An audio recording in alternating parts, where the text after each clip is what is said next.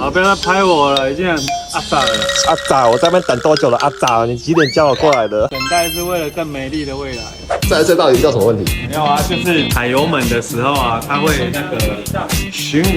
原车主来的时候，他就是遇到这个状况，我帮他排除这个问题。通常这个咻有很多种原因，比如说电源线它没有把它接好，还有声音的部分跟电源线它坐在一起的时候也会干扰，或者是主机来源的电源不够干净也会干扰。你油门吹下去就有那种风吹声，咻，喇叭吗？喇叭就会出。你改的哦？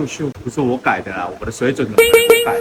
我想说，笑死人。实在有问题，找个问题要弄那么久，你不是很专业吗？装东西都很快，但是要找问题的时候都要花很长时间，因为你要排除法，各种方式都要去查，所以不是只有一种。你如果装很方便，当初我怎么排就怎么装。但是如果是别人留下来的尾巴，